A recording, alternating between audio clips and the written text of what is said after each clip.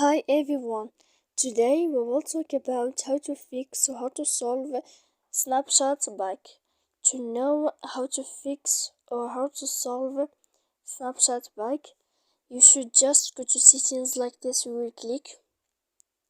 After that, in this page you will go to apps, default apps, app settings. When you will see this list, you will go down to find the application of Snapchat and you will enter. Then in this page here you will go to click force stop, and when you will end this you will enter to storage.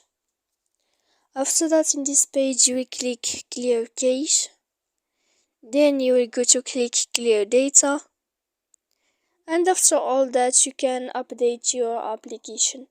So please don't forget to support us by like and subscribe. See you next time in another video. Goodbye.